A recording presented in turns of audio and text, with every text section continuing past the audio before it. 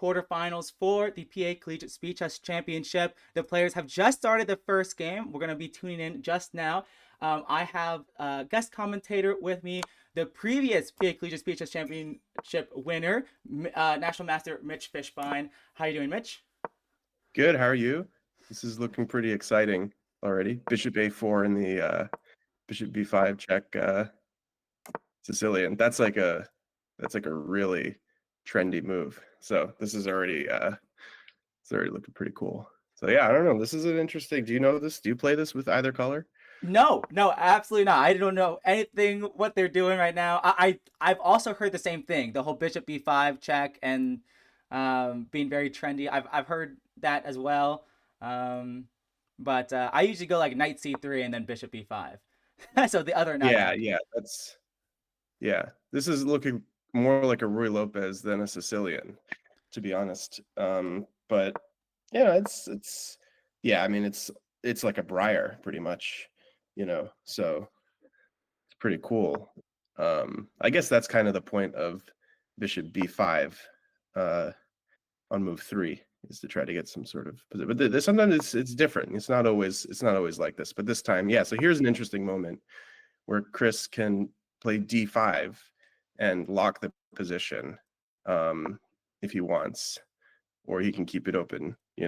Depends what school of chess he's from. I think Fischer usually played D takes E5 and then tried to play like Bishop G5 and put a knight on D5. And, it looks like he's coming from maybe the Karpov. I don't know who played D5, probably Karpov. But this is an interesting position. This is classical position here. So yeah, Black's trying to play C4, put a knight on C5. Do you play the Ruy Lopez No, at all? I No. don't. I play more of the like Italian and like an early D4 type of stuff. So Okay. this is very foreign. This is very foreign to me. I'm sure you you know a lot more than me. Yeah, I don't know. I mean, yeah, knight H2, very classy move from Chris. That's another typical plan. Like he wants to play maybe knight G. Maybe he's thinking about knight G4 and then recapturing with the H pawn. And F3, King F2, Rook H1. That's kind of far fetched, but it's kind of an idea. Maybe he wants to play like knight F1 and knight E3 or something. But sometimes White can play like A4 these positions or maybe B4. He wants to play F4. I was thinking about it. I don't know. It's an interesting choice. It's going to revolve around the E5 square now. So, but I think he chose a pretty good moment to do it. Because now knight FD7 is not possible because the D pawn hangs. Maybe it still is possible. It's an interesting pawn sack, but yeah, Cory plays Queen B6. I don't know who do we like here. Oh my gosh, I don't even know. You're thinking crazy thoughts. Like I would never even like consider sacrificing that pawn. Um, I I kind of I don't know. It's kind of tough for me to say. This e pawn looks kind of weak for white, and I like black's extra space on the queen side that's not being challenged yet, at least. So I don't know. It's super complicated, at least from my perspective. So I guess if I had to choose, I might choose black, maybe. Yeah, I think I would also choose black. That E5 square looks, and the E file, it looks dangerous. I mean, maybe white can try to play B4 at some point and try to make use of the pin somehow, activate something. But okay, knight G4 is good. He takes on G4. Yeah, this makes sense. So yeah, I don't know. I mean, like bishop E5 is a move at some point, and then I mean this E4 pawn is probably a long-term problem. But we'll see. I mean, there's probably ways that white can handle this position that don't involve giving up that pawn. So I guess, yeah, I guess we'll see. I don't know. I mean, looks like black is playing this pretty well. He's just kind of hanging out. He plays B4. It's probably a good move. I guess he's just trying to get something going on the queen side. Yeah, he's got that bishop on G7. He's eyeing that C3 pawn. Like takes and queen B2 is an idea now. So yeah. Okay, Chris is trying to bring the knight to D4 potentially. So that makes sense. Maybe C6. Black's going to put the bishop on D7 at some point. Yeah, it definitely feels like black's pieces are more active here. Yeah, yeah. I mean, at the right moment, f5 could be a thing if it's like a pin on the e file. But right now, it's not really going to happen. Yeah, knight d4. Yeah, yeah, bishop d7. Yeah, it's a kind of yeah, both sides kind of hanging tight here. Yeah, hard to tell how black should continue here. I don't know. Do Yeah, you want to play a4, a3 maybe?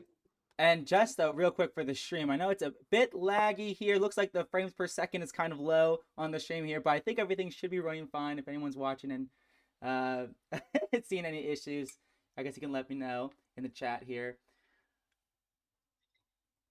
But you said like playing a3 potentially earlier, I guess. Yeah, he can try to undermine the b2 pawn. He's deciding to just keep it simple here. Maybe he wants to play like a4 and queen a5 or something. But I like how Chris has been playing this too, like very patient. Okay, there's f5. That probably should have been prevented. Probably should have moved his queen somewhere. Now he's got to find a way to lose this pawn gracefully,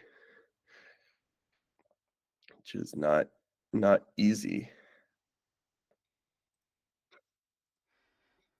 Yeah. Yeah, that f5 came at a bad time for Chris, but that's a good, yeah, I mean, very alert Yeah, that from was some Cory. that was some foreshadowing by you there. F5, that F5 hit. Yeah, I mean, yeah, f5, it's like it kind of from the positional, of course it doesn't really matter from the positional standpoint, but it's like, oh, you're getting rid of his isolated pawn, but of course it's a good move, and maybe that's why Chris overlooked it, because it's like, oh, well, you want to blockade the pawn, not trade it. But okay, 96, that's probably a good way to do it. I mean, but he might be losing two pawns. No, maybe he's not going to losing two pawns. The bishop might be able to take on c5. Also, now this c3 pawn is hanging.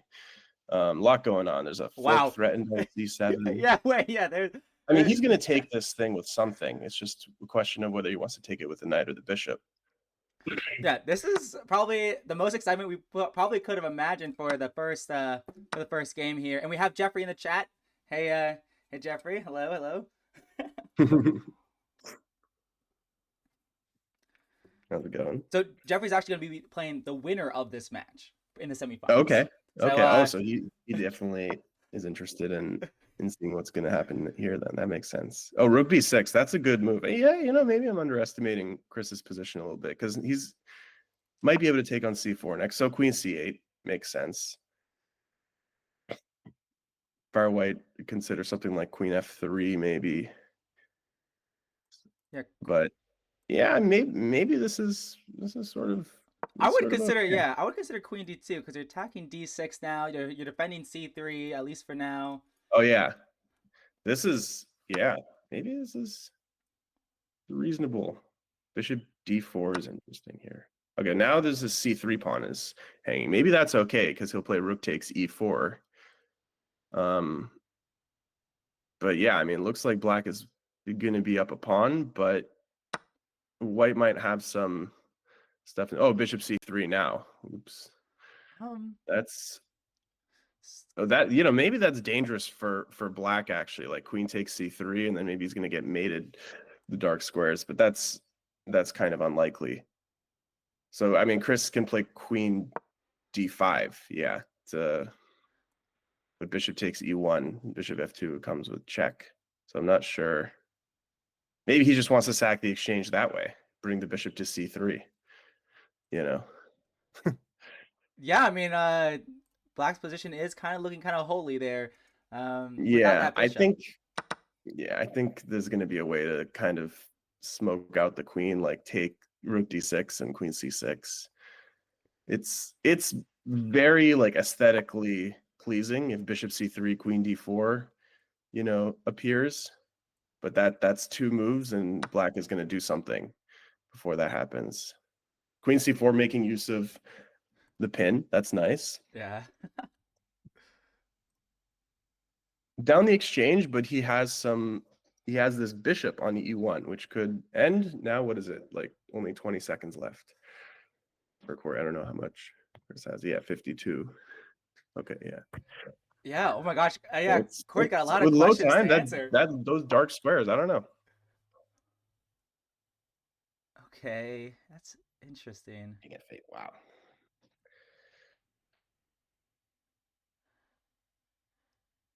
Man, it just feels like Chris has all the time in the world to figure this out. Like, Yeah, I mean, he's got a lot of options. The first question is, does he want to trade rooks? I would think probably not. Um, he takes whoa. wait, that just hangs the Bishop rook. d4 he Oh, wants. Wow. This well, yeah, this is wow. Oh man. what? No way. Oh, he flagged. Yeah, I mean, there's a Oh my gosh. Oh my gosh. that's crazy. That was very original play. I mean, with low time, it was very tough. Objectively, you know, Yeah, Cory was doing yeah, well. yeah, you're right. Like from a time perspective, like yeah, doing something unexpected like that to like make Cory flag. Yeah. I wow. Yeah, the 1 second increment, I don't know if it's enough, if it's enough for like a simple end game, but to play like a complicated position, like with a lot of pieces and king, under attack, it's like, yeah, that's a good start for Chris. But I think Cory's going to want to bounce back from that. He had a good position that game, and so if that opening is repeated, then I don't know. So we'll see. Well, this is some theory. E5. I'm sure that's some home cooked card. Maybe. Oh. 94. I don't know. Is it? Do you know this? No, I have Another bishop. Yeah, I don't know this. I don't know yeah. this Yeah, at all. I don't know this either. Yeah, it could be Maybe it this just is feels some. like he's just going to be down at least one pawn. Yeah. So I mean, he's got to move the knight. So yeah, 94, but he can't even take on c5 because if bishop takes e5, then he won't be able to Oh, Jeffrey take. says in the chat here that he played Cory in the Blitz pool, and he's definitely more on the solid side. So definitely maybe Okay. some contrasting styles there. Okay. Cool. Yeah, this was kind of an opening catastrophe a little bit. I don't know. I don't know what theory was, but yeah, this is already sort of going to be an exchange up for now. It could be. Oh, that's a very tricky move. Bishop c5, rook c8, but and b4, and then if b6, there's bishop d5 is the point probably. Yeah, this was good from Cory. I don't really know what happened, but whatever happened worked out for Okay. him. He's up a piece here. Okay, So there's about a 10-second-ish delay, maybe a bit more, depending on how okay. laggy the stream is. But Jeffrey says that this vaguely looks like theory or similar to what he's seen in chessable courses. Okay. So Okay. like, I don't know which at which point that was, but I don't think it's now. Okay. Yeah, I don't know. What was this? It was just like a bishop g5. Okay, yeah, this position. Oh, that's gonna be more material. Oh Okay. yeah, and I think Chris does the right thing. Just resign. Bad game. Shake it off. Don't think about Yeah, it. yeah. For sure. Yeah. Okay, now he's switching it up. He's playing the English. That's so it's like a reverse Sicilian kind of thing here. G6 is probably a good setup for black. Actually, yeah, I prefer when the pawn is on c5 in these positions for black. And the pawn is still on e7. So this is now we transpose to a King's Indian. Interesting. It's like a g3 King's Indian. Okay, so very thematic pawn sacrifice should definitely not. Well, it could be accepted, but at minimum he'll have 94 and knight takes c3 and very good structure. He's maybe this is theory. I don't know. It could be. It could be. Can never count these guys out. Yeah, I mean, I know Chris sometimes prepares a little bit. I'm not too sure how much but how much do you think the players have prepared here?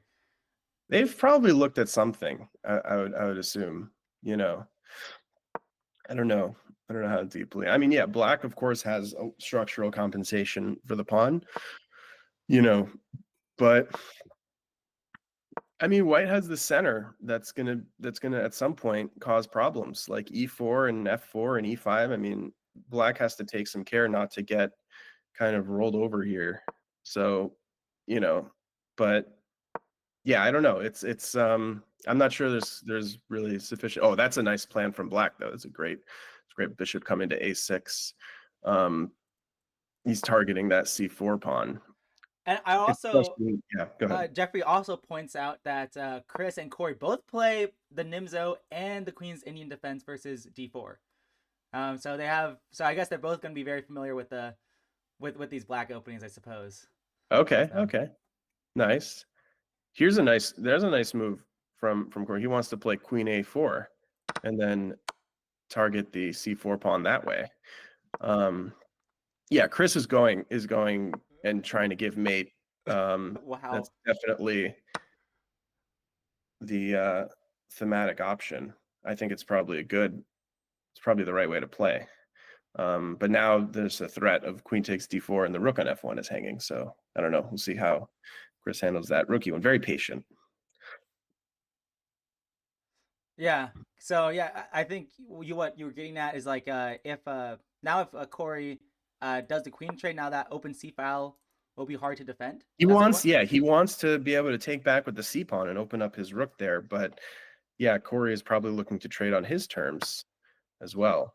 But okay, this was sort of both sides made a concession in order to trade in this case.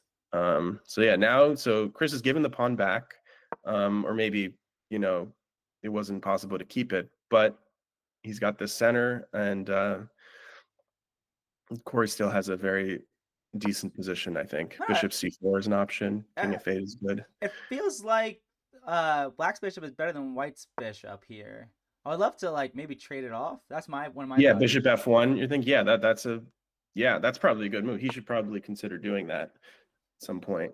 Well, now he's got to be worried about some rook takes b1, d takes e5 stuff. So it's Yeah, both the plays maybe seem like maybe they're black is for choice here. I don't know. I mean, now it definitely seems like he can trade and he could take on e1 and take on d6. And yeah, what you were saying about the bishops is certainly true. Also the b file. So this is a difficult position. For Chris. Cory played this well. I mean, it was not clear that this was going to be this was going to get here. So at all, yeah. So yeah, this is tough. Yeah. And I guess kind of like to your point earlier, it seemed like Cory had like a very easy plan. It's like bishop a6, queen a4, win a pawn. So I think like Yeah, the yeah. It was the like kind the of a Nimzo-like plan, yeah, you know? and the onus was kind of on Chris to drum up sufficient compensation, I suppose. Yeah. I mean, maybe there was a way to play kind of keep the pawn or do something different in the center. But yeah, it's hard to say. I mean, yeah, this is a high level games really from both players here. I think, this is serious chess here. No, yeah, that's what we would expect. These guys are strong players, so Oh, I really thought Chris was down 2 pawns, but I forgot that Cory sacrificed a pawn in the opening. So so Chris is only yeah, down one and pawn. Chris played f5 also. It's sort of not really sort of a pawn sack, but he wants to get some activity like with rook f3, rook takes f5. But this is, yeah, he's got to drum up some sort of counterplay here because this a pawn is gonna, yeah, g4 makes sense. Yeah. So what are our thoughts so far on the match? Are we kind of who are we leaning towards? I don't know. It feels like Cory's definitely been having the most, like definitely more good positions. especially with that opening disaster in game two. But I also, I would never count Chris out. Yeah, he's already very resourceful. Like rook h3, g5. He's like targeting the h7 pawn. He's trying to play bishop e4, you know? Like, yeah, he's getting some counterplay now. I don't know if it's sufficient because black's got this a pawn going, but he's not going down easy at all here. So yeah, I mean, rook h6. So he's okay. So he wants to take on d6 and then try to get behind. I don't know if he's going to be in time to do that. Um, yeah, Hmm. It also seems like so far both of these players have been playing kind of fast. That's kind yeah, of my yeah. I impression. guess. How much? Yeah, they've been playing pretty quickly. Yeah, Okay. Oh, that was that was a tough game. That was a yeah. I Corey think played well that game. yeah. Usually, for most of these matches, only 5 games are played in the first time control. But so far with that, with these early resignations, there might be 6. I don't think there'll be 7 though, but at least 6, I think. Yeah, I don't know this e3 move. Like I think queen takes c4, b6 or something is or maybe yeah, something like that. There's some lines like that. Not too familiar with. Okay, so this is the theory Jeffrey was talking about. Okay, Some sort of stuff here. huh? So bishop e7 would be okay. Bishop c7. So he wants to bring the bishop to d6, most likely, like knight d5, or maybe knight b5 is possible here. That might be a Oh, move. yeah, knight b5 is interesting. That makes a lot of sense. But knight d5, bishop d6, like there's no good way to get that bishop out of there.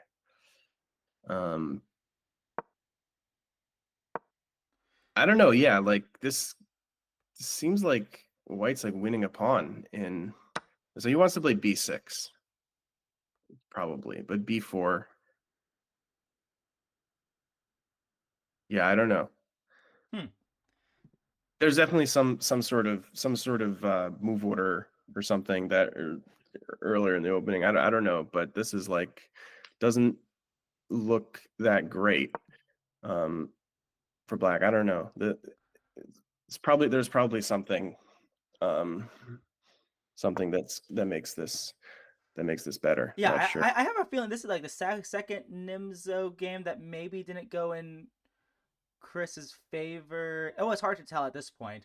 But if he Yeah, does end up losing this game, I feel like definitely he will take the 5 minute break and be looking up the move orders for these yeah. lines. He'll look up what to do against this for sure. Yeah, I mean, he played knight.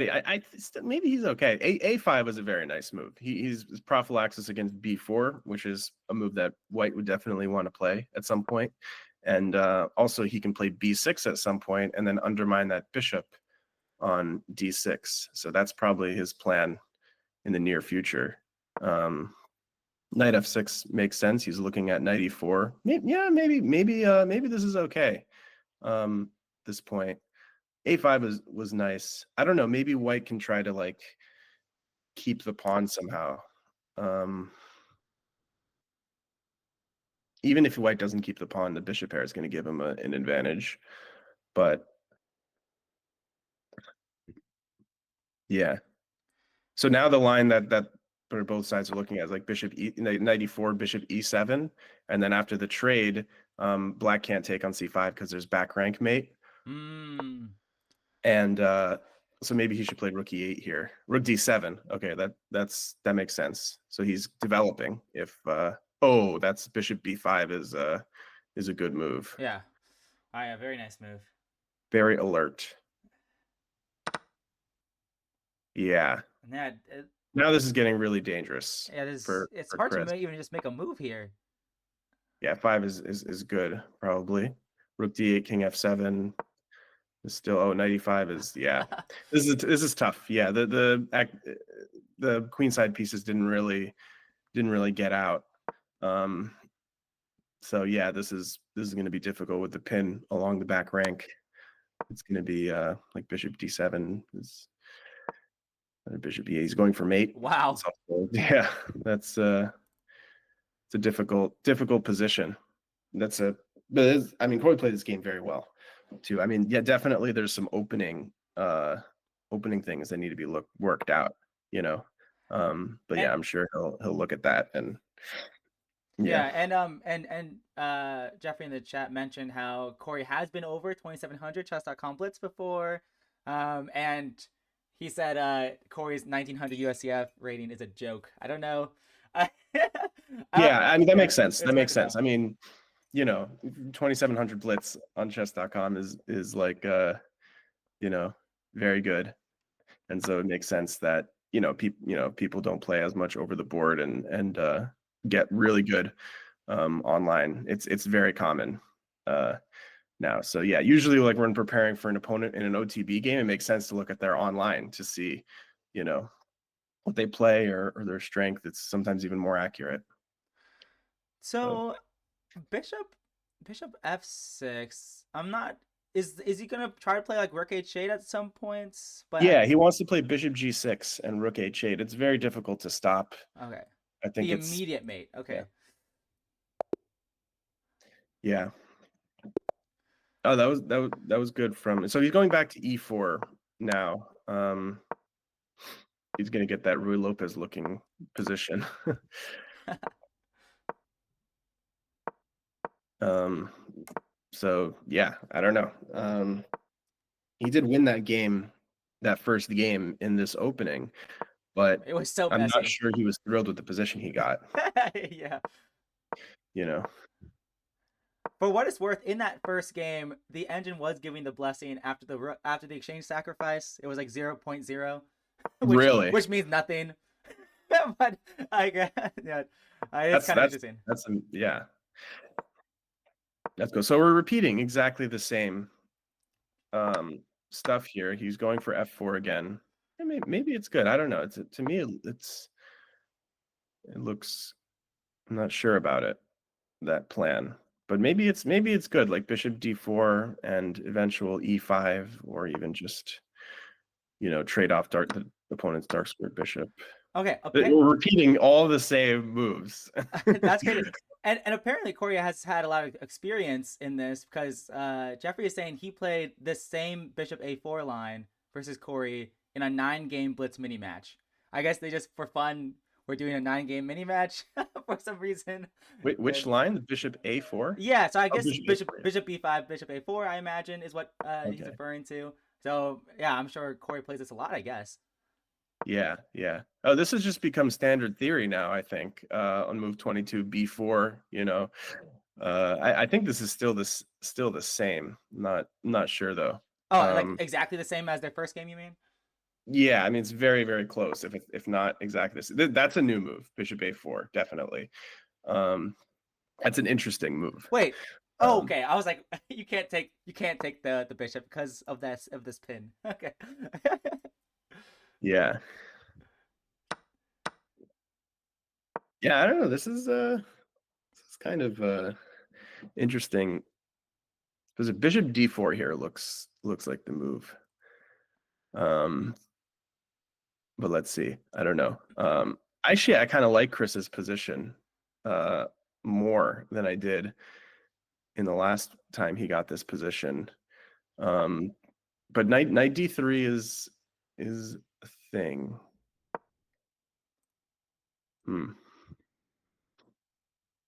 Yeah, Yeah, like this is looks. kind of double-edged situation. Like black can play bishop takes d4 and get this past c pawn, but then he's compromising his center. Yeah, so I guess the biggest difference is that the bishop was on c2, but now it's on c6. But now it allows the knight to go to d3. So Oh, the last move, like bishop takes g7, there might have been knight takes e1 there. Oh, but then queen f6. Maybe that didn't work. Okay, I thought there was some desperado move there. oh, that's very interesting. Yeah. Yeah, no, knight e1, queen f6.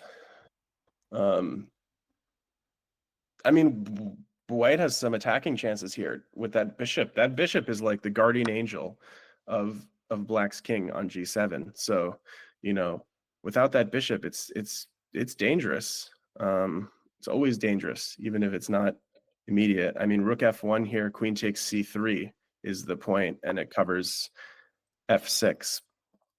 But then rook ac1 maybe. I don't know. No, then there's queen d4. So queen d4 is sort of on tap for black. So yeah, Chris is down a pawn, but he's got some play here on the king side. Yeah, I guess the one really good thing for white is that like black's rooks look like they're hard to get in the game as of now. Yeah, the rooks aren't great. I mean, there's this e5 square that's kind of a, you know, it's a problem for white if he wants to, you know. But wow, f5, that's Again. not the first move. That makes sense though. That makes perfect sense. He wants to have all his pieces play, you know. So that rook on f8 wasn't Oh my goodness. participating. This is like a lot of crisscross applesauce happening with the potential discovery on the queen, potential discovery on the rook, on b1. Yeah. This Yeah, is this is a tough position now for Chris. Maybe he can like take on f5 and play queen g3 or something. But at some point this c pawn is gonna be a problem.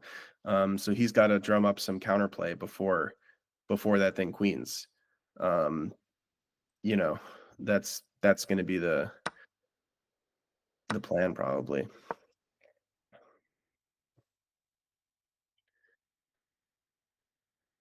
Yeah, no, so far Cory's been playing really well. I mean, this really with white, it's that opening line in the Nimzo is a problem for workers. He's got to find something there. And this, yeah, like there's probably some play for white in this line too, but I don't know, it kind of feels easier for black to play with around this e5 square. So I don't know. But yeah, we'll see what is it like. When do they play like it's usually like 5 or 6 games of the 5-minute. Yeah, and so far there's still 12 minutes left of the first time control. So this is the 5th game. So they're probably playing the 6th game. Definitely, not probably. They're definitely playing a 6th game. Right. And we'll see.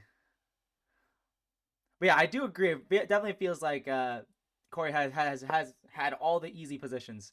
Yeah. A lot of onus on Chris. His openings have been very good, both colors. And after that, it's been good. So that's going to definitely require some bishop c8. Well, that's some good board vision. Yeah, that probably. Yeah, now there's a queen. Yeah, I mean, I guess. Yeah, I think it's important. He's got to like find something. Yeah, maybe not play the Nimzo. I don't know. Yeah, I think Chris should use his time here to not go on full tilt, and like you lost like 3 games in a row, or I guess this is the 4th game in a row actually, and so I think it's very important to collect yourself, take your time. So I think I like how he spent some 20 seconds there, to not rush. Yeah, but he should play the Nimzo. Should be better for black. So, he shouldn't. Oh, so he's playing b6 instead of d5. That makes sense. So he's getting a very standard position, standard development. White gets the center, so it's a big center. There's that, but black has the kind of dynamic potential later on. Or maybe it's more positional actually.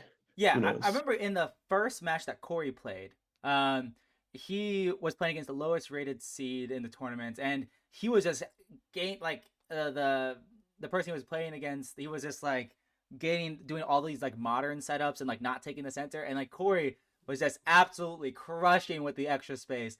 Like it.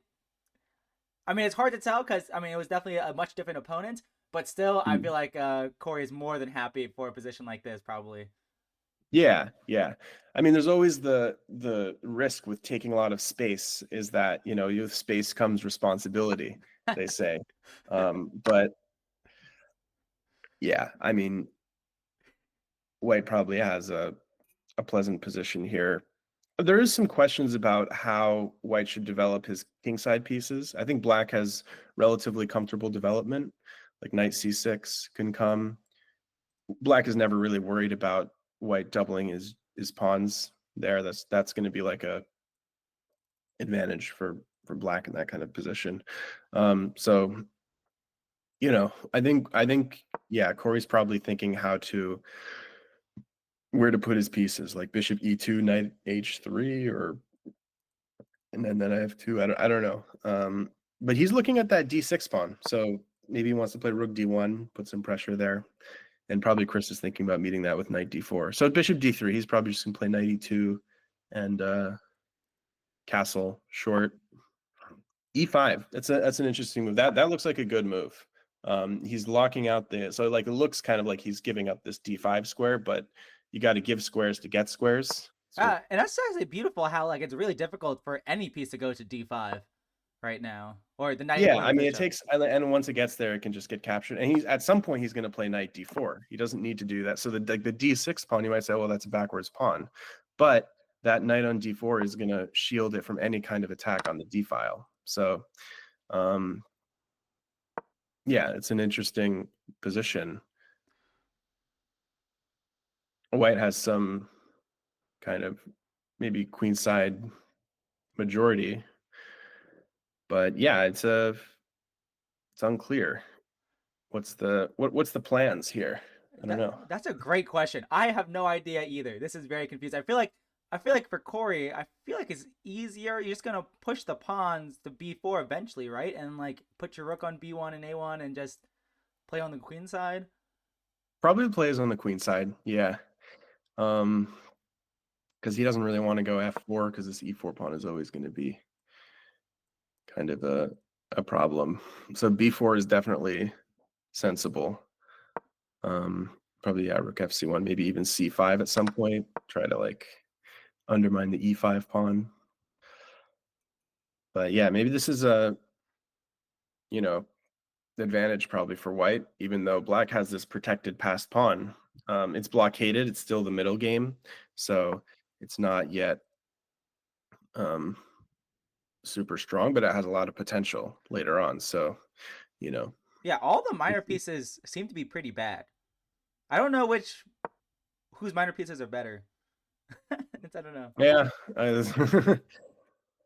yeah, it's hard to say. Knight h5 is a good move.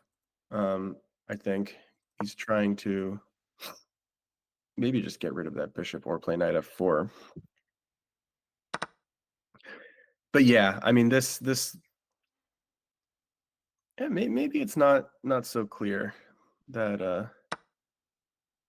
that white is having all the fun here. I don't know. I mean, he looks like optically like those pawns are going to be strong. But I don't know. Yeah, I mean now Wow. takes queen a3, like Wow, this seems like a big concession. I'm not sure what the thought process was behind this. Uh, Getting the rooks off just like that. yeah, maybe he should have kept a pair of rooks on. Maybe black should have kept a pair of rooks. I don't know. I mean, it's hard because then you have to give up the file. So, and white is still going to get play there. Maybe he's got to drum something up on the king side. I don't know. But yeah, now this looks difficult.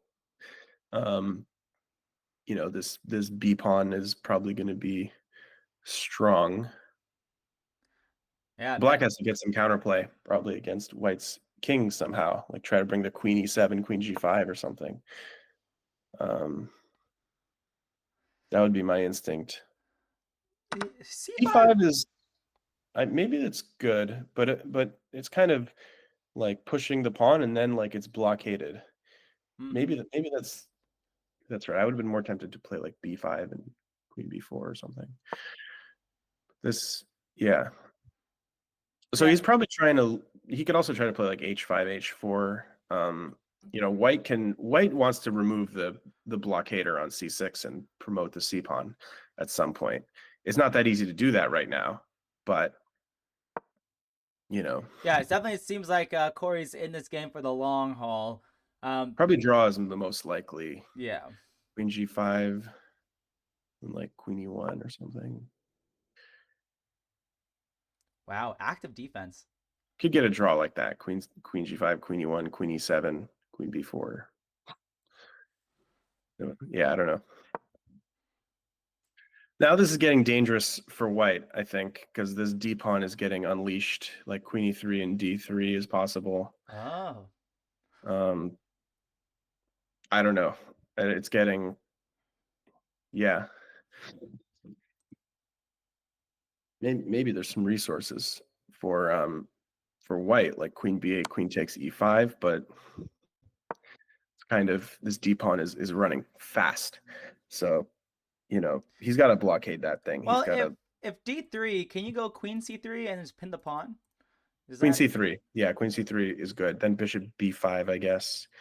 uh I don't know.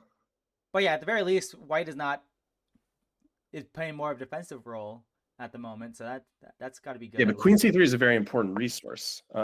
He needs to have that. So yeah, probably he doesn't play d3 because of that. But now this e pawn is Oh wow. hang.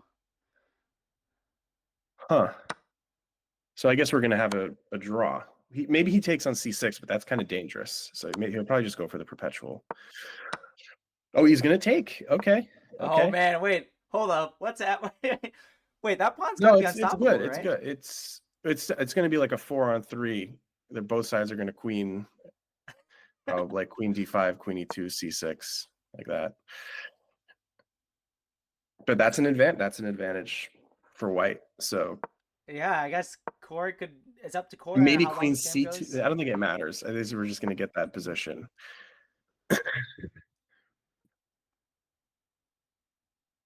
Oh wait, does he have after queening? Does Cory have queen f5 check and then promotion?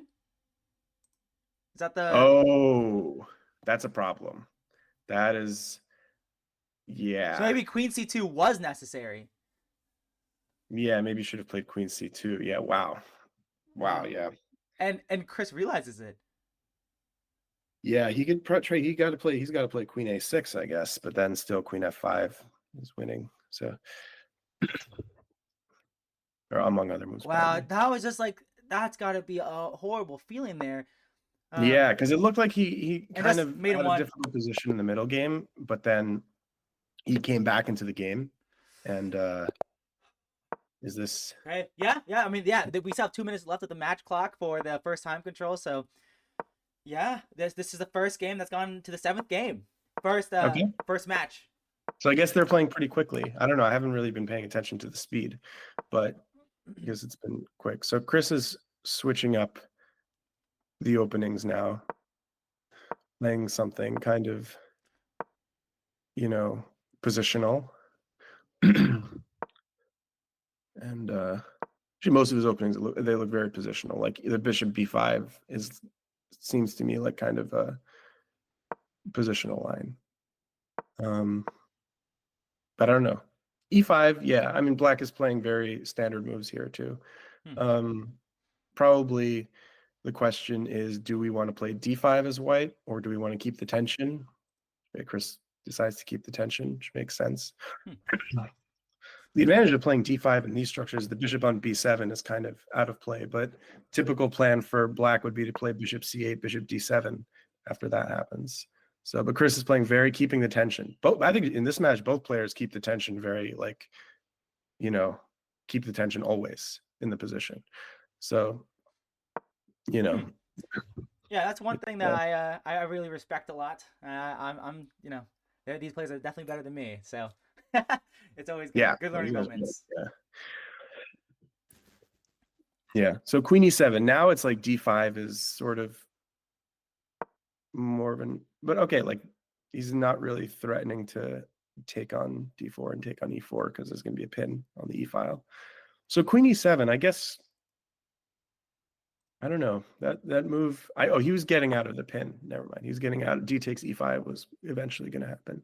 Yeah, it doesn't feel Yeah. like the queen has had any great squares there to I think go he's to. just keeping solid. I don't think he's trying to take on d4 or do anything. I think he's just trying to get his kind of King's Indian like. Oh, so d takes e5. So we have somebody blinks, I guess we'll see. So he wants to maybe, I mean, strategically, it's beneficial for black, that exchange. But concretely, who knows? Um, one kind of ridiculous move is rook d5. Just That the exchange. It's that a is a terrible move, ridiculous move. probably. I don't think these players are gonna consider moves like that. It's bad. Maybe, I mean, he wants to play like knight e3 is kind of the move you want to play, but there's this e4 pawn that's hanging. Hmm. So that's the thing. The question is, maybe can you defend that pawn somehow and then play knight e3? But that's, that takes time. And what piece do you want to move in order to do that? That's Okay, and it looks like, yeah, the match clock has officially ended. So this is the last game of this first time patrol. So mm-hmm. so definitely, if you're a Chris fan, this is not the way you wanted it to go, for sure. Yeah.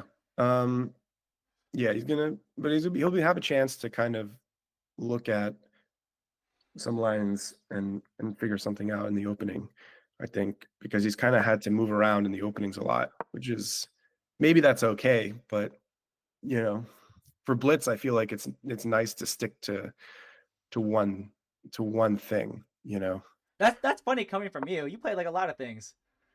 Yeah, I play a lot of things, but usually in a match, I don't do as many Okay. things Okay. as but yeah, it's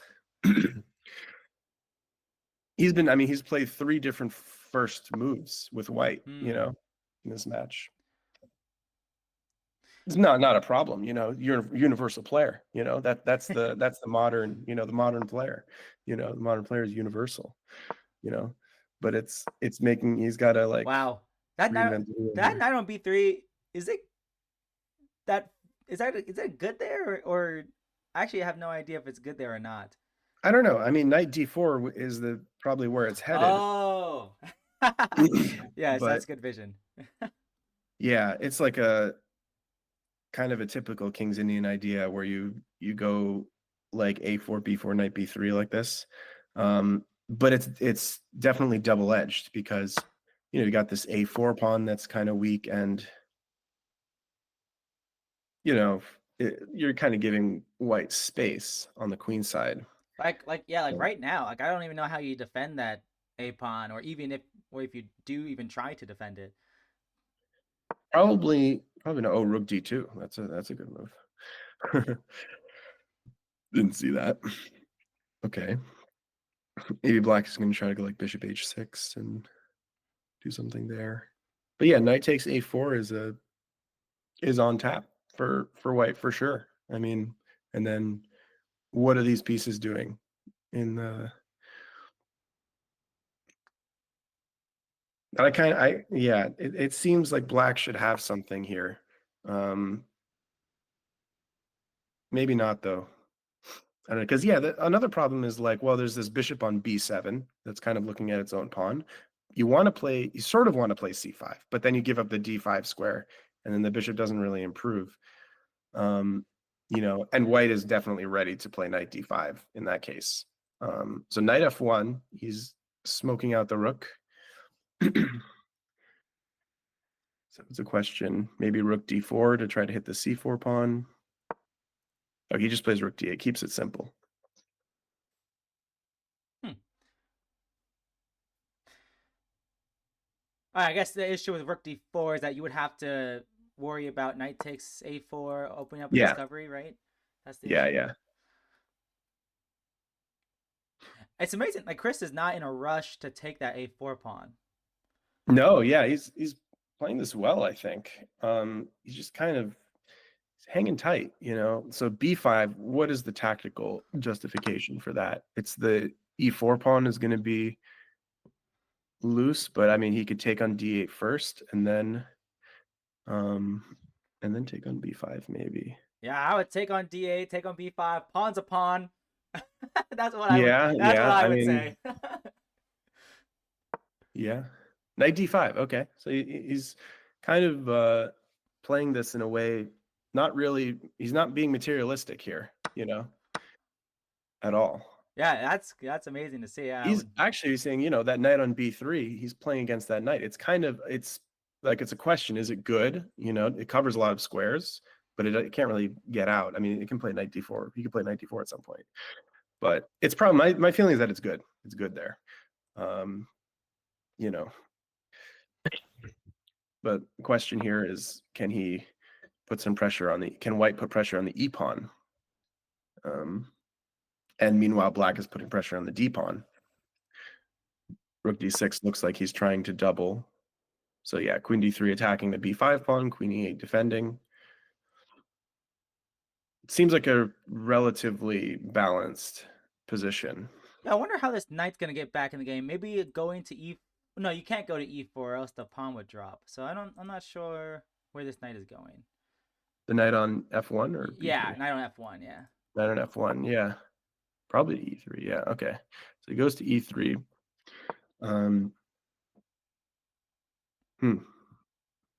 Yeah, it's hard to say what's going on here. I mean, maybe black is trying to expand on there's e4 here as a tactical option, opening up the discovery on the bishop. He plays knight d4, just keeping the position.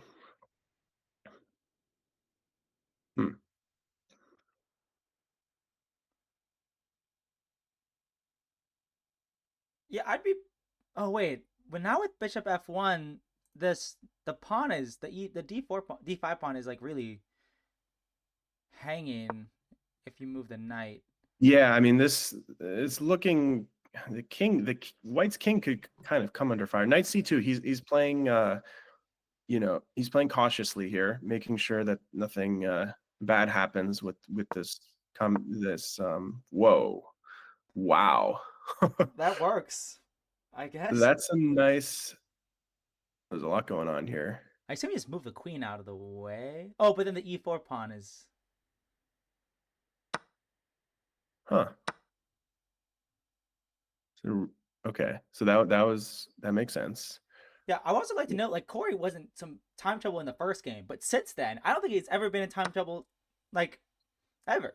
Since Yeah, then. yeah. I mean, he's been playing well, practically, causing his opponent problems, and that's usually what there was bishop e5 there potentially, but it was kind of walking into a pin. Okay, a lot of pins going on here. Queen d2 is a threat of some sort. But yeah, I mean, it's like, well, black has these light pawns on light squares, which is not ideal, but right now, there's problems on the diagonal if he tries to take.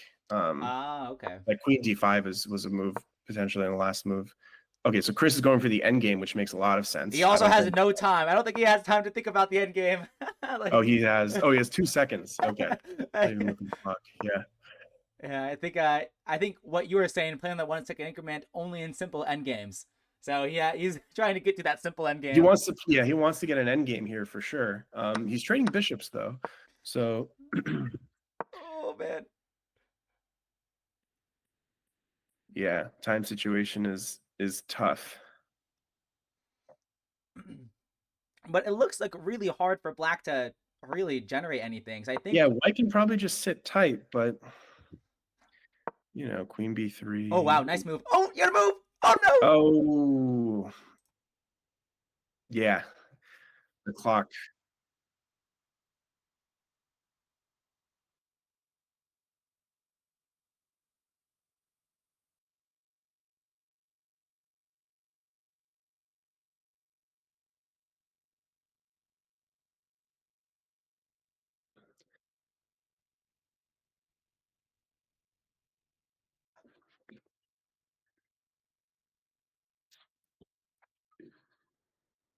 All right. So just to update the stream here, looks like the players are taking their 5 minute break.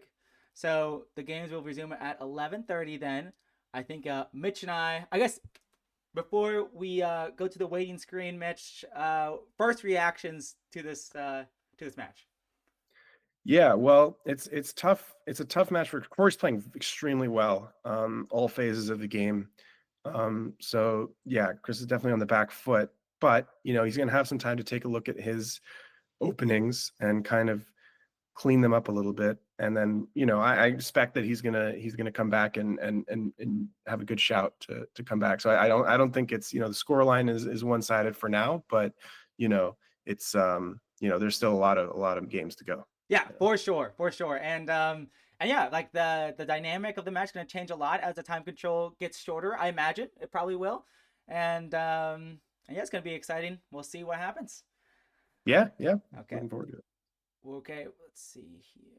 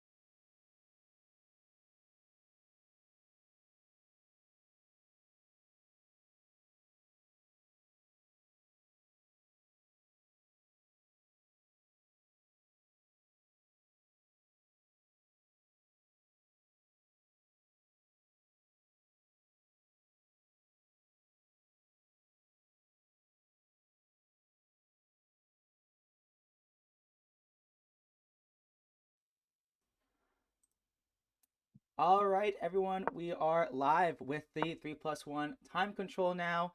Um, let's see here. Mitch, are you tuning into the games? Are you in? Yeah, I see the game. It's Okay, perfect. yeah, it's interesting position, more Catalan type approach from Chris. Now it was actually the Bogo turned, sort of looks like a Catalan. Played G3. Um, Bishop F4. How do we feel about that move? Well, you're gonna have really great control of the E5 square. That's for sure. That's for sure. So maybe black shouldn't take. Maybe like Queen E7, Rook E8, E5 or something. Rook C8, very, very patient. Um, it's probably a good move, but white doesn't have to take on D6. 95 makes sense. At some point, Chris is probably gonna, maybe he doesn't know yet if he wants to play knight D2. I mean, probably knight D2. Knight C3 is also an option. Yeah, C5. Wait, isn't knight F7 a thing here? That might have been a move. I don't know. Wow, we're really blitzing. Okay, well, this is a faster time. So, you know, there's gonna be more pressure to move quickly, not get into too much time trouble. But looks like I mean, I don't know if maybe Cory's winning a pawn here. That's what it looks like. Always compensation with the bishop. Bishop is usually better than a knight, and so there's compensation, but there's not. So Rook FC8 is not possible, which is useful for Chris. He's going to get the C file, but Rook A4 here looks. Oh, Rook CC8. Wow, Okay. very, very sophisticated man. Yeah. Bishop B7 is possible. E4. Yeah, I mean, he wants to play E5 and try to get the D7 square for the rook, but black can play E5. Maybe he wants to play F4 then. I don't know. That's makes sense, you know. So I mean, black's a pawn up, but it's by no means just an easy position.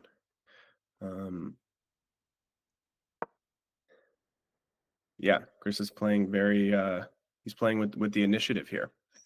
Bishop H3 is an option at some point to maybe win the C file, but you always have to watch out for this E4 pawn. So but yeah, this position, it seems like white is probably,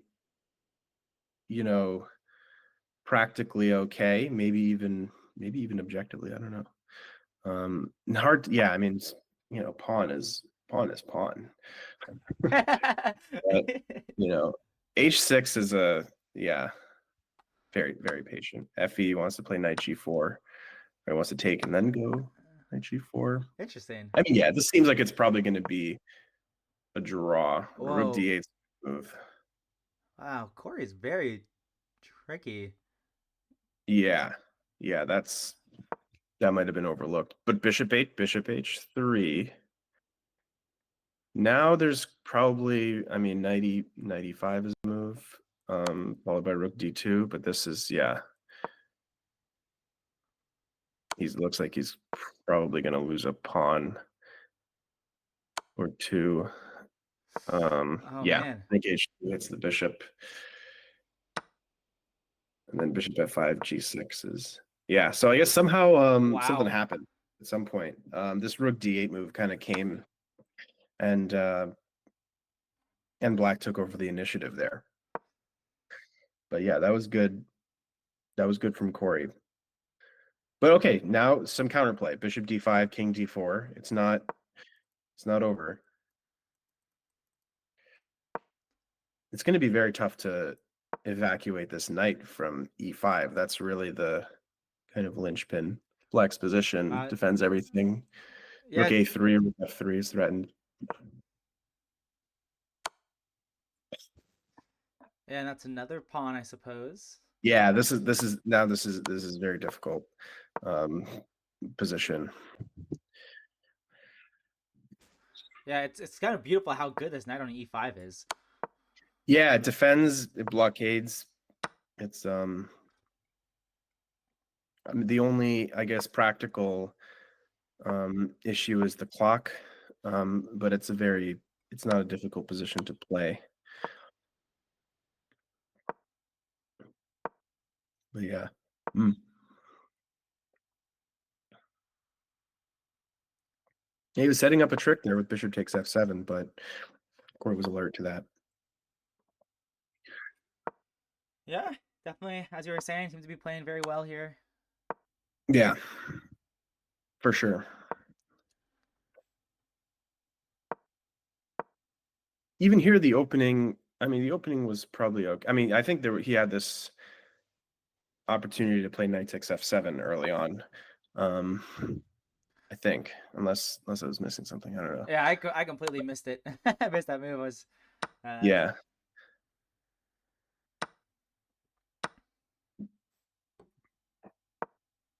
Yeah. Yeah, it makes sense. Chris playing on because yeah, I mean only 8 seconds for black, so anything can happen. Makes sense. Gotta fight, cause practical problems, you know. Maybe stalemate tricks. yeah, when you say that, it reminds me of the stalemate Michael got against you. Oh yeah. That was Yeah. There's like some queen stalemate thing, yeah. Yeah. and Okay. Tough game, but you know,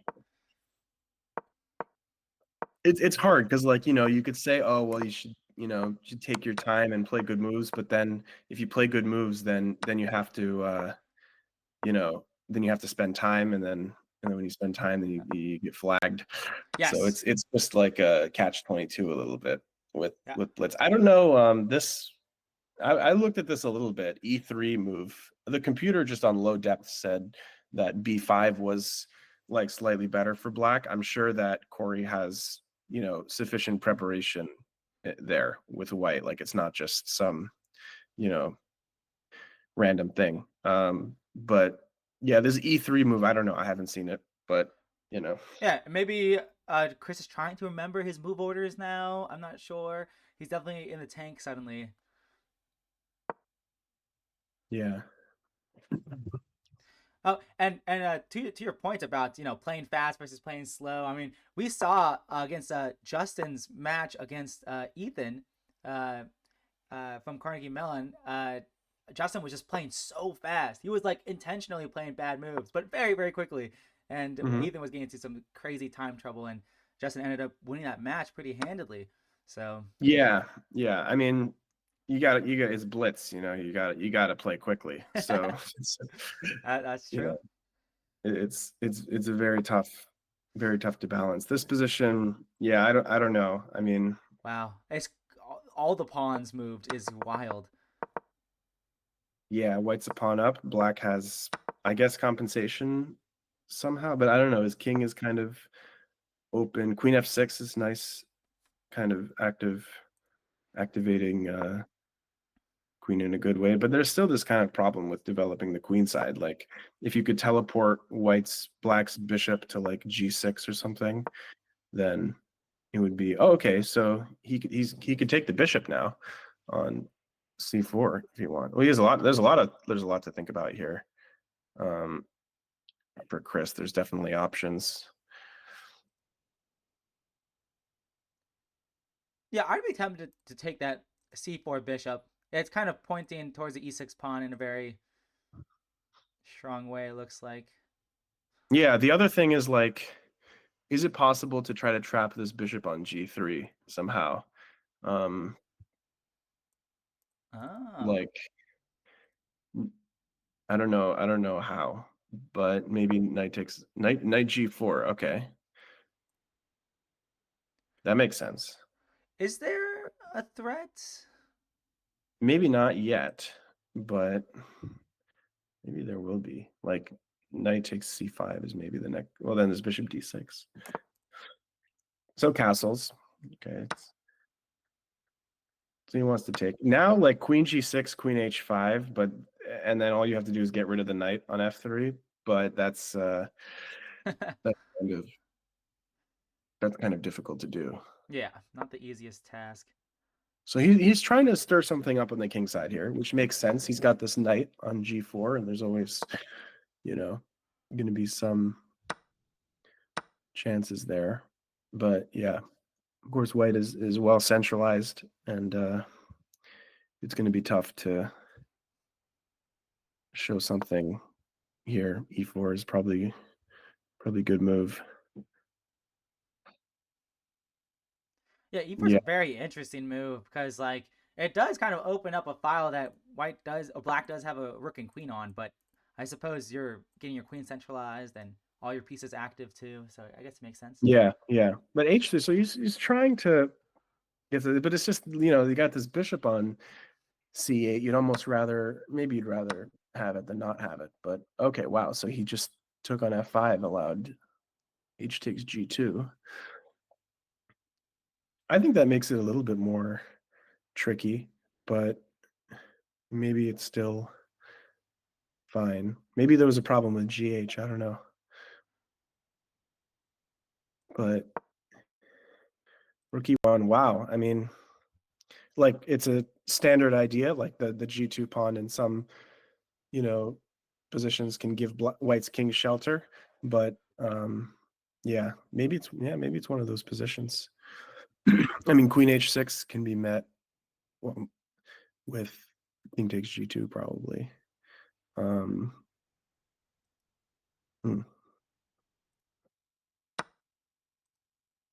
Okay, so you're gonna get an endgame. Queen takes f5. That's a good move. But there's still this problem with this bishop on c8. Rook d8 could happen, kind of similar pin that's happened before. Like with bishop takes e6. But now that it's protected, yeah, now there's like rook takes c8 and bishop takes e6. Or Yeah, bishop you're right. immediately also. Bishop takes e6 immediately, king e7. Then yeah, king e7 is sort of then there's still rook takes c8 there. But yeah. There's probably several ways. Yeah, he goes for this. Probably winning. But rook takes b5. I mean, rook g8. G8. Okay. Knight Not h2 and then like f3, I guess, not or that easy. I mean, there's not that much material left. Yeah, so king g3 makes sense. hmm. Yeah.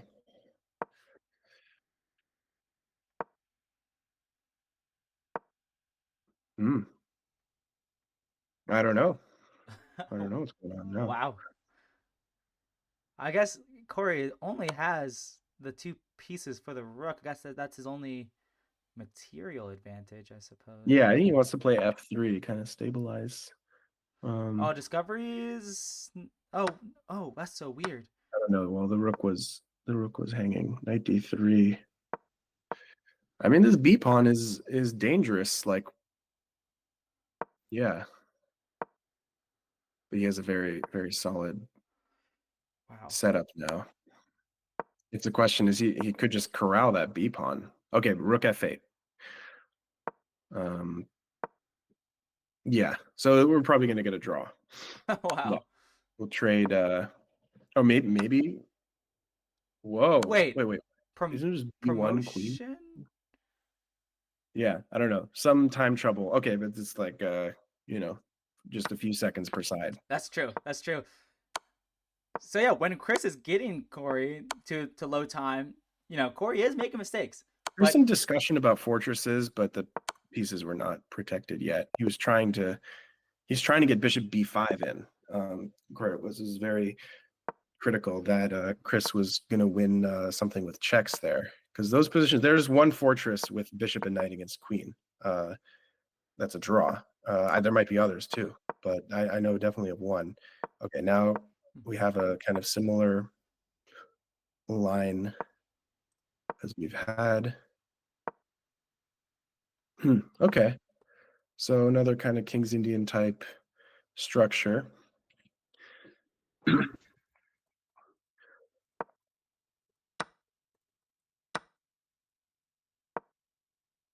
Wow. It's theory.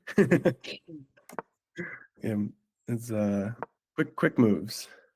Yeah, yeah, this is very interesting. 91, okay. That gives up the c4 square. Yeah, for now, A3 is a nice move Huh. because right now black can't play A5. Like if you already had bishop D7, you'd be pretty comfortably met with A5. Oh, but bishop A6. Oh, but What? okay, AB.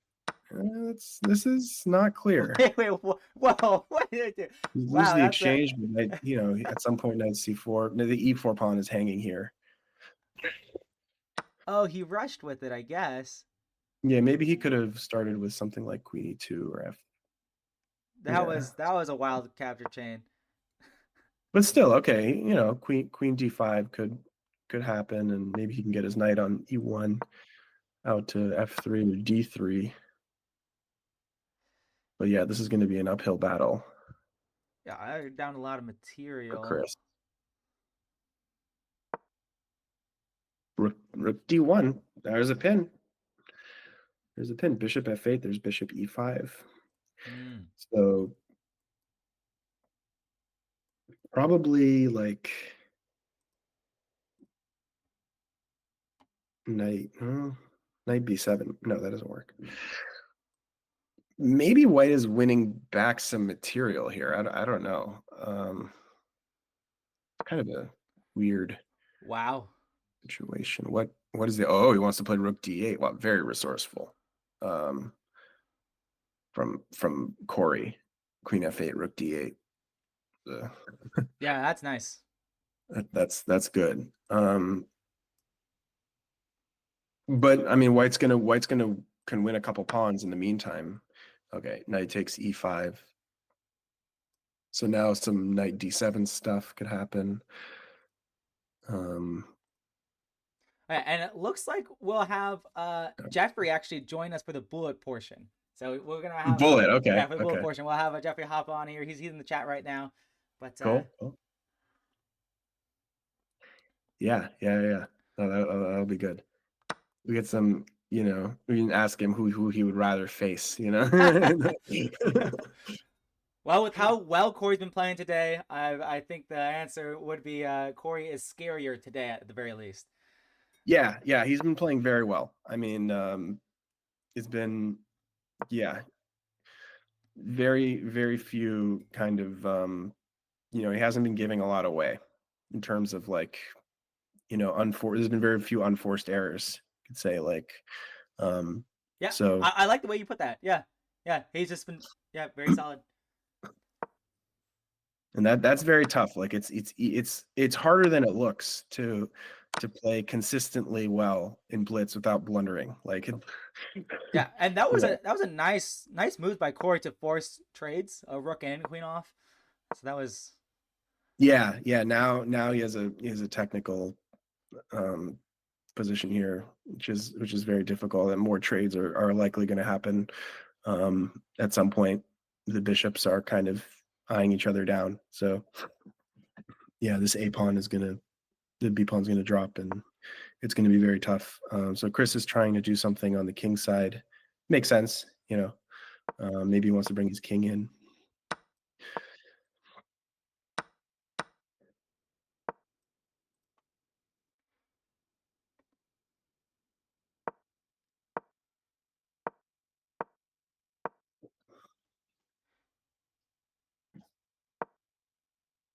yeah. If this A2 pawn could magically just disappear, I guess I'd be Yeah, then pretty. there would be some discussion Yeah, but of chances. that pawn seems Um, really difficult to to to not. yeah, Oh, nice.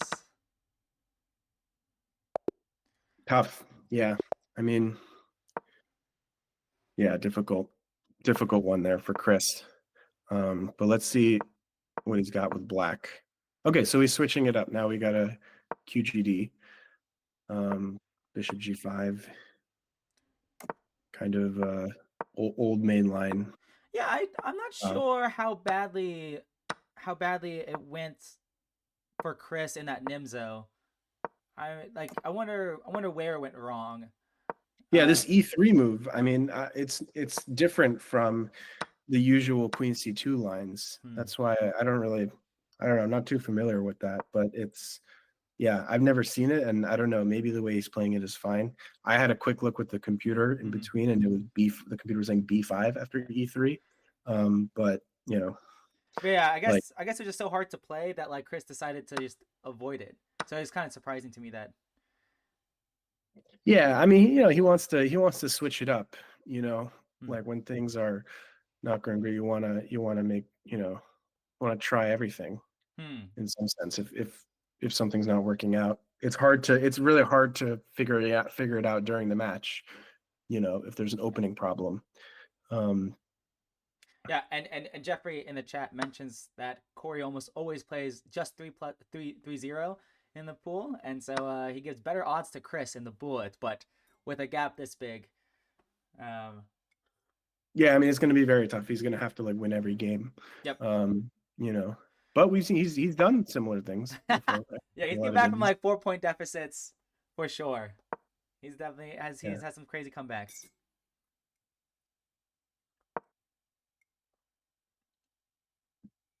yeah.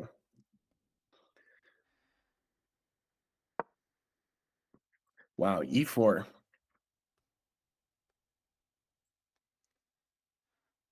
Yeah. That's a move. It's like not very typical thing to do in a position like this, but since there's this tension along the D file with the queen, the rook on D1 and the queen on D8, it's makes sense. Yeah, tactically, there's going to be a fork on E7, Oh, wow.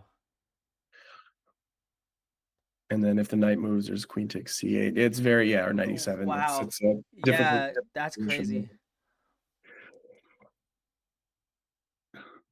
But yeah, the E4 move was interesting because it's not typical for that type of position, but probably strong there in that specific case. So we'll see if Chris can drums. Okay, he wants to conserve time, get more games in. Yeah, Makes sense. that is, and Cory has seen that he can convert positions in time trouble, so Yeah, I why mean not that worth it? position piece. Yeah. Okay, so wait, we're getting An Alapin. Cory switched up the oh no. Chris switched up. He played C3. So we have an Alapin instead of the yeah, Rosalimo. Okay. Isolated pawn position. Now the other side has the isolated, well, always white, is having the isolated pawn in these games. So let's see. Bishop G4. Okay.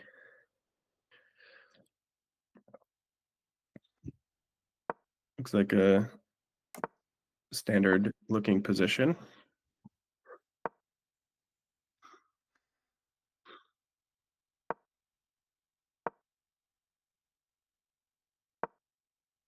Yeah. I guess Chris is kind of getting a lot of. I guess maybe not a lot, but these last few games, some IQPs. So Mm-hmm. Mm-hmm. Yeah, he's definitely, you know, exploring the openings. The question here is G4 good or not? I don't think I would play G4. I think it's kind of unnecessary. So he wants to play knight G3 probably. That's a much better way of but handling the bishop. now But now the his D4 D4 pawn. pawn is blundered the pawn. Yeah, now knight is knight B4. Oh my goodness. Yeah, I this one just kind of this is this one just those it's kind knights. of D4 pawn just he forgot to take on C6. Uh Yeah, it's like and- yeah, it's a deja vu with those knights. like yeah. Yeah, that's tough. yeah, it's tough to you. I I almost feel like he should just spend like a minute of the match clock just sitting there and like making sure you you're not gonna like lose too many games consecutively. Yeah, I mean it's tough. It's tough. You have to he has to play quickly at this point, come back. Oh, this B6 is yeah. Wait, what's B6? I guess he's just creative, creative approach in the opening. Wants to play with e5. Oh man, this could be. Whenever the four pawns come into play, I always call it the Oh pawn. yeah, I White always could call play it. f4 potentially, Yeah, but yeah, I always call it the pawn tsunami. But in this case, no f4. like No. the games I've seen so far from Cory, I don't think that's his style. Hmm. He's very very solid. Doesn't really try to overextend or anything. Um, so yeah, Yeah, it was probably a good way to play in blitz, I suppose. Um, yeah, a good way to play in general too. It's you that's know, a good point. but yeah, it's tough tough situation. Yeah, this position looks tough. Yeah, bishop e2 is a good move. Yeah, is f4 it's coming. But that's a good move. F5 from Chris. He's getting counterplay. He wants to play FE. Yeah. B4, Wow. I guess. That's kind of favorable tension for black on the queen side now. Um, but I think Cory was looking to cut out the c5 square from black's knight probably. Hmm. But now, I mean, you could say Chris is in the last few moves has achieved a relatively comfortable position. I mean, he's got the e5 square now. So it's things are looking reasonable for black. Yeah, we've Yeah. seen a lot of these positions where Chris is on the white side of it, right? Where like with this d5 e4 pawn chain in a lot of Yeah, I was his. coming from the different line. But yeah, this kind of there's a hole on e5 and in return white sort of gets the f file, I guess, but in this case it's not so relevant. Yeah, so it's just interesting to think about. Yeah, yeah. Yeah, I mean, comfortable position for black probably, but I don't know Oh because wow, like rook that e1, is that knight going to e6? Is that the goal there? it could be going to d4 and e6. It could also be trying to target the c7 pawn with like a rook c1 or queen c3 or something. There's a lot of questions in this position for Chris to Yeah, answer. I think Chris should play on the king side here, something like queen h. I think you just give the pawn. Yeah, yeah. I like that approach. Just you c7 pawn, yeah, it's about the activity. This is kind of scary, but okay, knight covers f8. There's nothing bad gonna happen there. Rook a4 is probably a good move. Hitting the pawn on b4, kind of x-raying all the way through to the pawn on e4.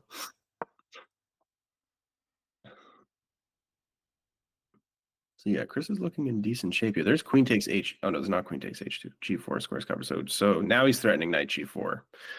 Because the rook on f1 is hanging. Oh, very nice. Very good vision. So queen, maybe just something quiet, like queen f2 or something. But there's no threats. I mean, the knights are very good around the king. That's one thing. Like the knights around the king are always, good defenders.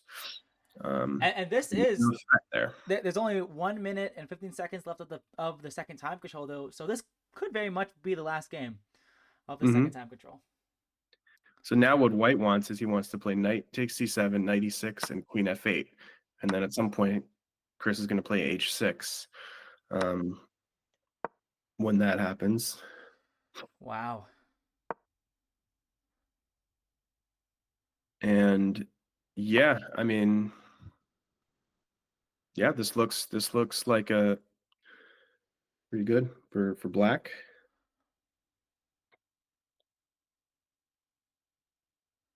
I don't know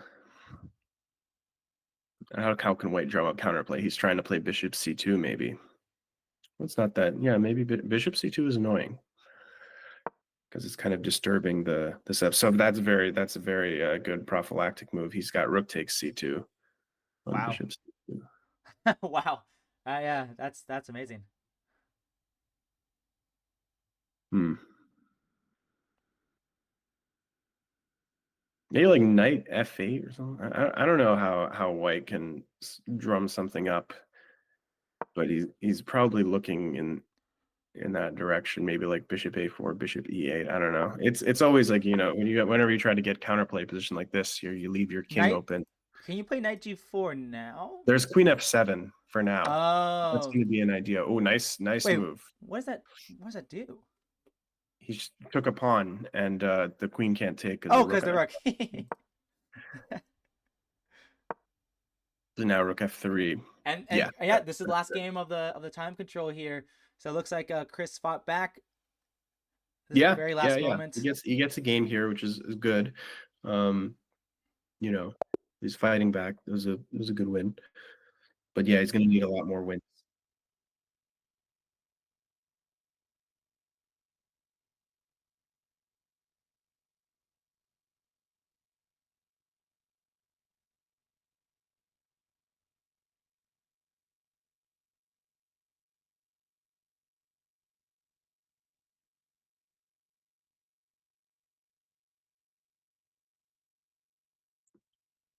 Okay, looks like the players are just going to hop right in here to this third time control.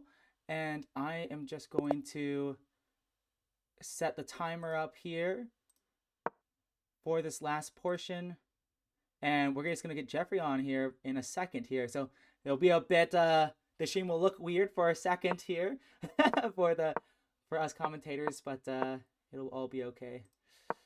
Let's see here.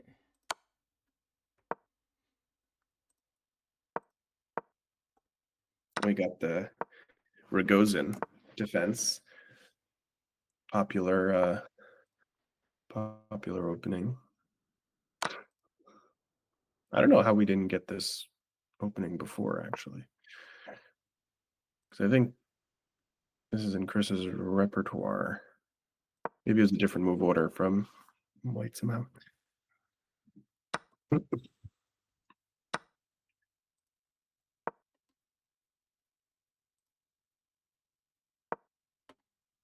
Is some b5 potential. Was there maybe? No, there was the bishop takes b5. It didn't work.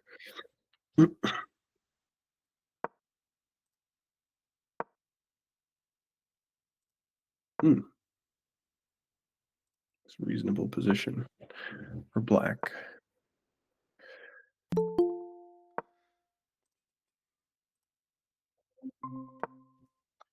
Hey, Jeffrey. Hey, How's it going? not bad. Awesome. Well, how do you feel about this first bullet game, Jeffrey? Have you been able to tune into it? I just tuned in. I didn't realize that they went straight into the bullet, honestly. Yep, they're hopping right into it here. Yeah. Let's see. Okay, Chris went back to the Ragozin or Ragozin. I forget how it's pronounced. Oh, he's bringing the knight to d6. Yeah. Good blockading square. Wait, it's almost But White almost. White has a structural advantage here for sure. Yeah. Rook b6 and rook b1. Yeah. Okay, he's hanging tight. Yeah. Although I do kind of like knight practically because like you just if you like put a knight on like on I guess d6 maybe. Yeah, it's solid there.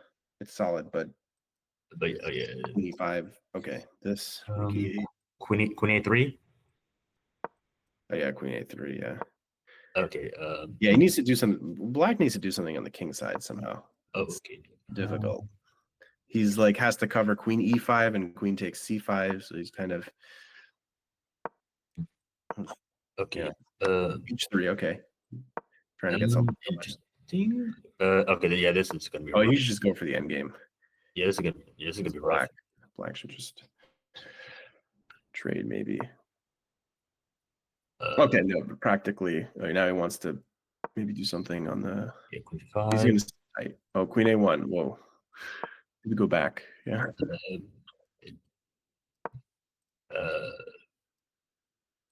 If the king wasn't on the g file, I was thinking bishop h5, and then you could try to like if g6 maybe bishop takes g6 and then try to win a rook on d8 maybe, but like unfortunately. Yeah. No, like bullet is hard enough to play, and then to commentate, it's like impossible. Oh, okay. Whoa. Okay. Yeah. Okay.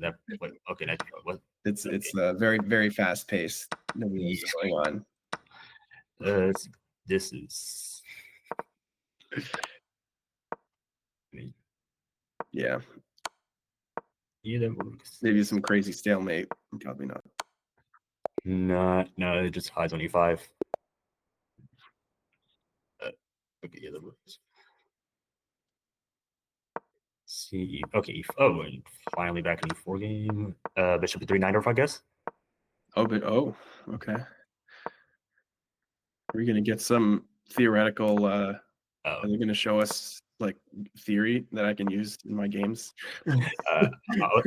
Maybe I was fully expecting like maybe like if Cory played like the H5 stuff that's been kind of trendy, I guess. Okay, yeah. I've seen that. Yeah. Well, this looks like theory of some sort. I don't know. Yeah. I think this was like an old main line or of some bishop sort. b5. That looks great. Okay, I did not like bishop b5.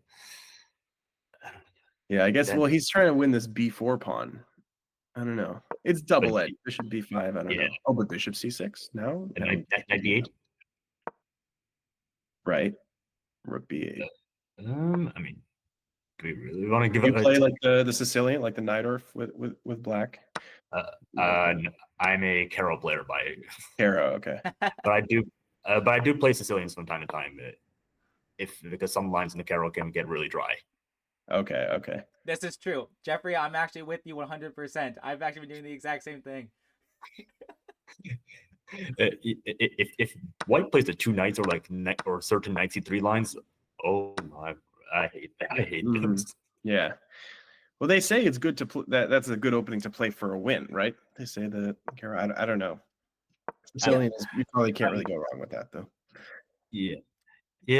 At least with the Caro, I mean, probably depends on who you're asking. Like, I mean, I probably have like not a strong opinion compared to, let's say, Tom Bartel, for example, who's like either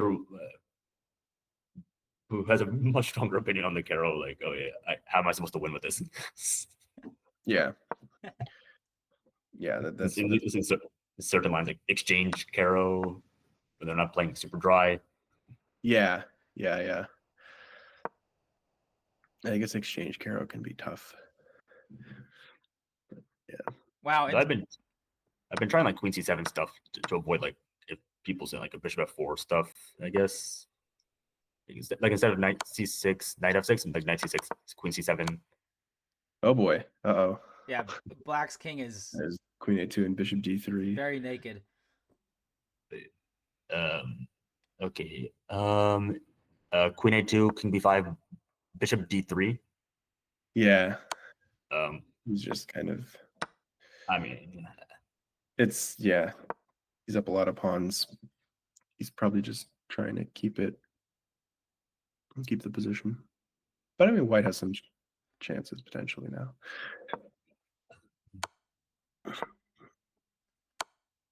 Yeah, isn't that a draw?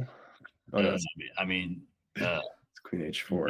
Interesting choice. I mean, you're up the match. You're basically winning the match. Yeah, that was close. I mean, okay, another queen can't hurt, I guess. Yeah.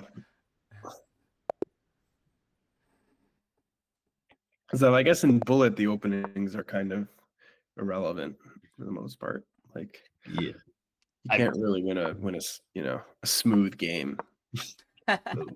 Interesting. I always thought like the 3b6 here always did not seem great in general. I don't know. Maybe I'm but yeah, Bishop D. This is Bishop D3. Yeah, I know this B6 line. It's new.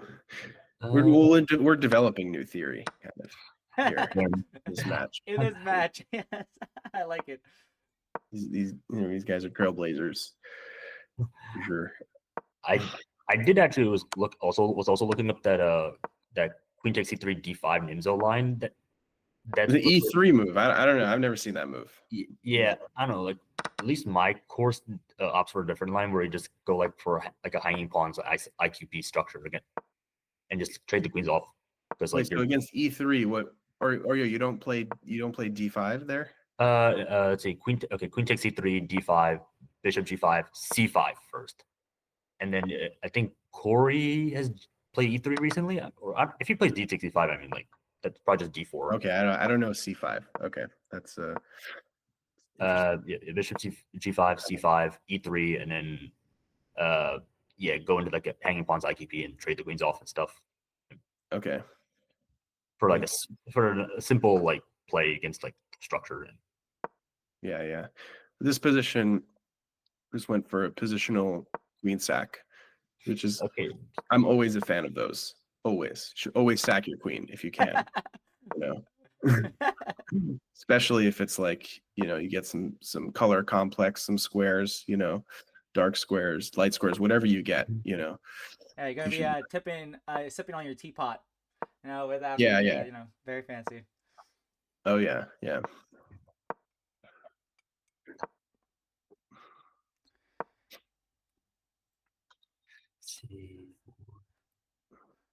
And it's kind of like beautiful how little Chris can move any pieces. Yeah, I mean these pawns are very strong. I mean it's very hard to kind of get around that. So this is going to be tough. But he's undermining. There's some hope. There's always hope. Look, it's not yet mate. Not yet mate. No, now it is mate. You got there's a jinx there. Yeah, rook h7, queen g8. Tough, yeah. Maybe if you get his king out, there's some chances there actually. But yeah, no, that was a tough position. Oh, we got e3. B3. Oh, so we get the same with the reverse. Thing.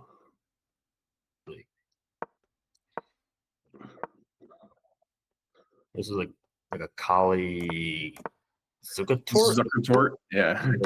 Or Kali Koltanowski, or I forget. I don't know a single Zuckertort game.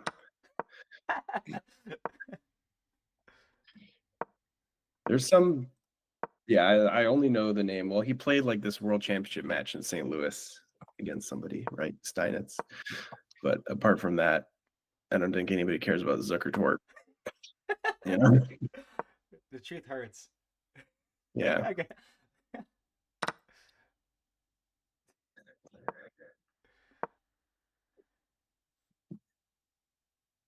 Yeah, so this knight on e5 is really strong at the very least, right? There's f6 here. I don't know if that was playable. Maybe there was some stuff that would have happened. Ooh. There. Oh, that d5 pawn's like hard to defend all of a sudden. Yeah, it's actually kind of crazy to think about. Now queen, yeah, maybe you should have taken the d pawn there. Okay, Opened up his rook. Interesting. Maybe that wasn't possible for some reason. Yeah. Okay, now I should definitely take the d pawn. Yeah.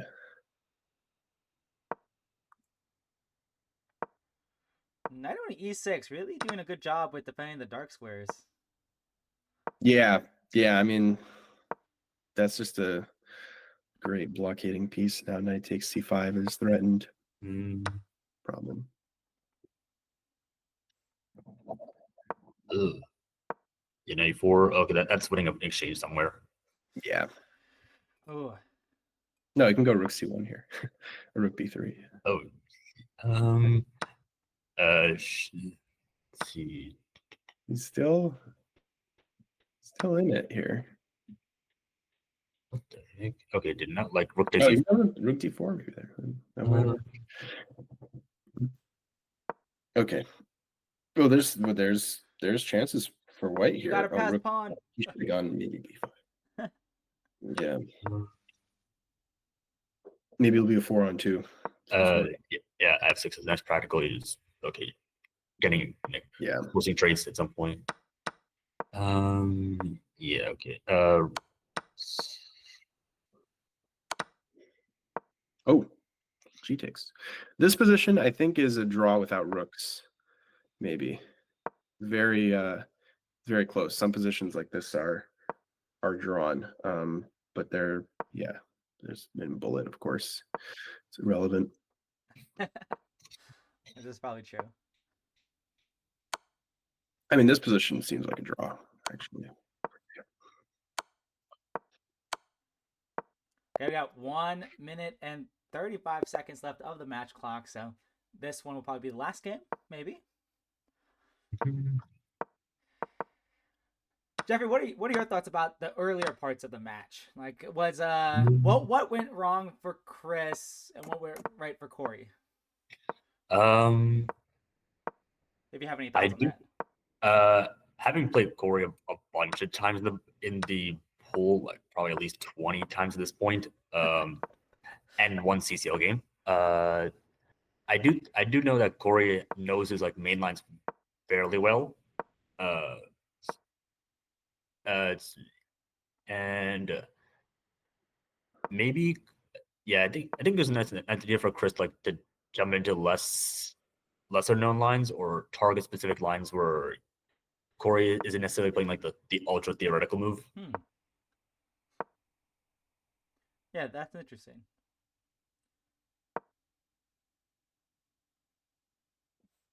Yeah.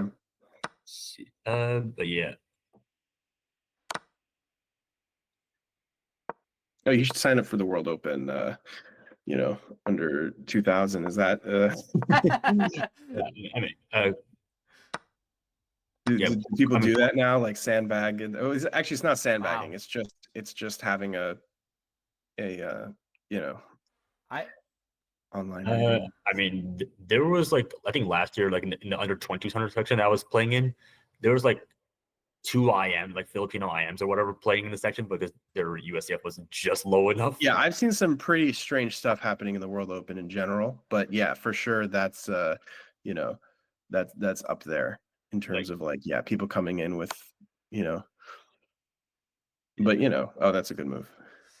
Yeah. Wow. Yeah, it was like just him and his friend, like just like butchering like everyone in. Yeah, but to win the under 2200 section, I feel like you have to be like you have to be a solid IM to do that.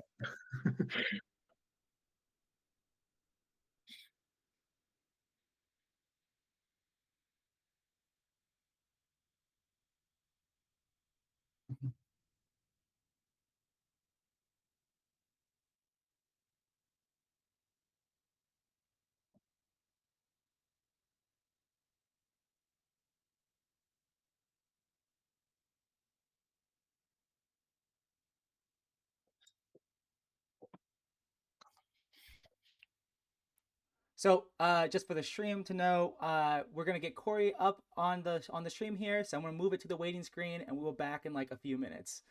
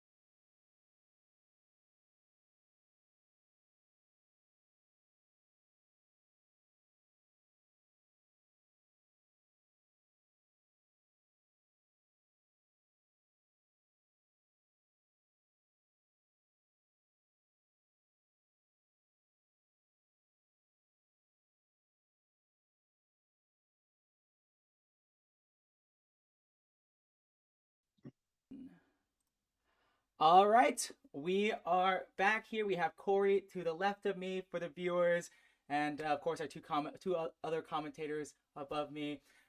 Cory, how did you feel about this match coming into it? What went right for you? What are your initial thoughts?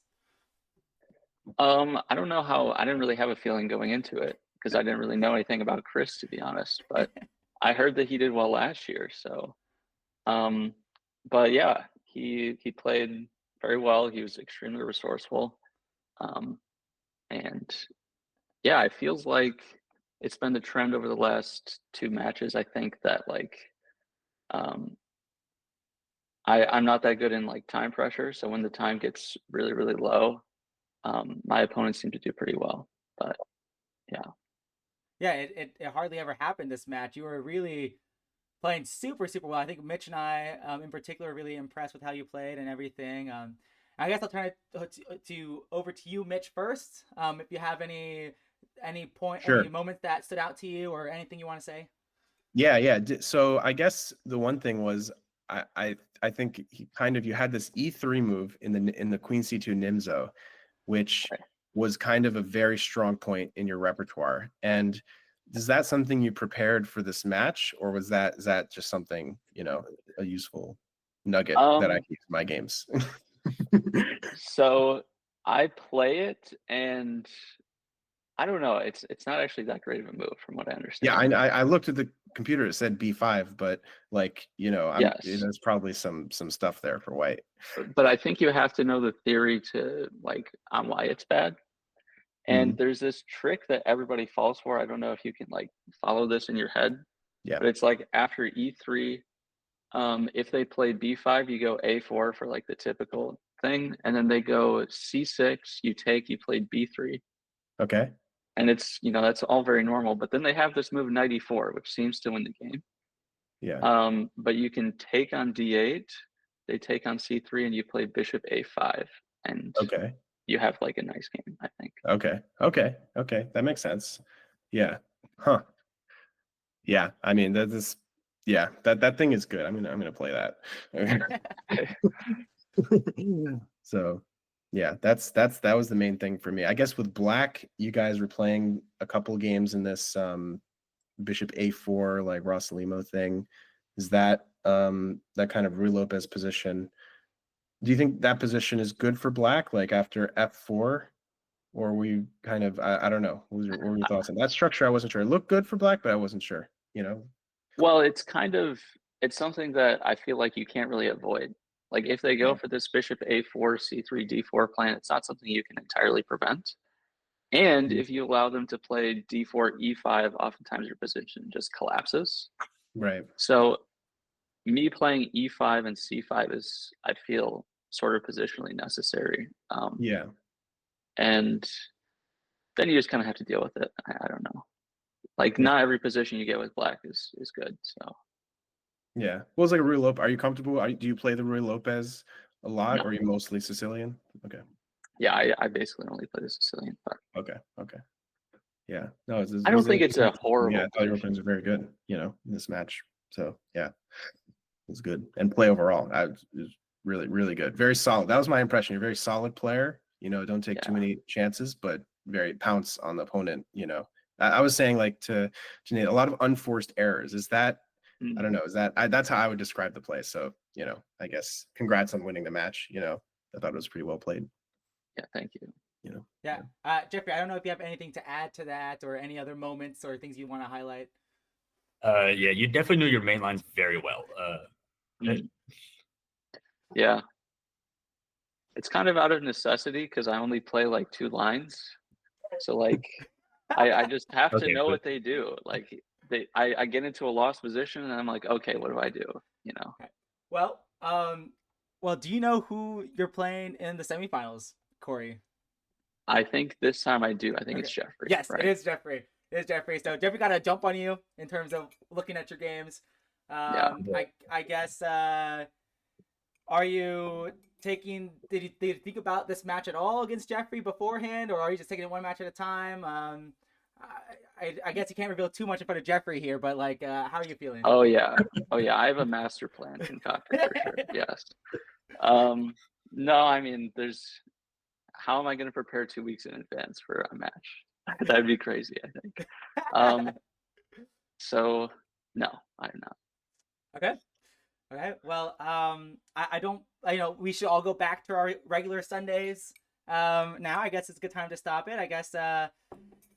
But no one has any other comments or anything to say. I guess we'll leave it here. We'll end the stream here. I guess Jeffrey and Cory, you guys stay on this meeting for a bit longer because you guys we can schedule your semifinals match like right now after the stream is over. And but yeah, thank you, Mitch, for joining us, and yeah, thank you everyone for watching. Thank you. Yeah, it was a pleasure to commentate. Awesome. Thank you. Yeah.